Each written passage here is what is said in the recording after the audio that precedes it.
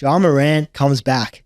The Grizzlies are a playoff team or play-in team, or you get what I mean. If they make the play-in, they go to the playoffs. Is that fact or cap, or am I just overreacting about how good Ja Morant really is?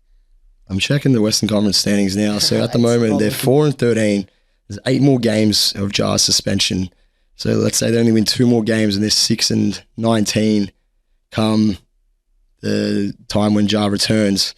It's an uphill battle. I'm gonna say He's the GOAT. I want to say cap. As much as I believe in Ja's ability, it's going to take him maybe 5-10 games to get accustomed with the speed of the NBA game again. You know, get his legs under him. He's not injured, so obviously that's not going to be a massive impact. But obviously, when you haven't played for an extended period of time since the playoffs last year, it's not going to come back to you right away. But we know what Ja Morant's capable on our NBA court on any given night. So I still think, you know, they do make a push. And maybe they do sneak into the play-in, but I don't think they make the playoffs. But that's going to be all dependent on what their record sits come that 25-game suspension coming to an end. But I'm going to say cap for now, just because I haven't seen enough positive signs, especially with Steven Adams being out, Brandon Clark being out.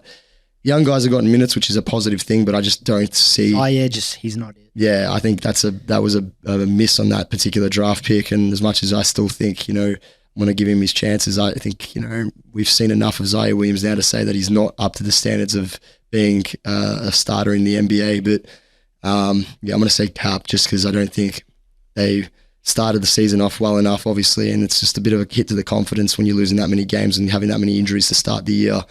Ja's going to rejuvenate him, and I think the one disappointment, Marcus Smart probably hasn't played to the level we expected him of. Great mentorship though. Yeah. The timeout, he's like, these fans come here to watch you guys play, and you'll play like ass. Yeah, something like that. No, I get That's it. what Like you want from I your love the energy, and I love the, you know, the fact that, you know, he gives everything to any organization he plays in. But it's just the end of the day, it's he probably hasn't like lived up to the expectations we expected of him in terms of the production on the court. So Jaren Jackson, another guy, you know, shooting 30% from the field and 23% from three in the last like 3 or 4 games, and just not rebounding the ball to a high level, which he's never really been like great at. But in terms of a guy who's nearly 7 foot tall, you got to, with the amount of athleticism, the long arms, you got to be a better rebounder than that. The bright spot in the team, obviously Desmond Bane, playing at an all-star level. He's not going to make it. Struggles recently though. Yeah, but in terms of like the way he started the season on a whole, like you can't take away those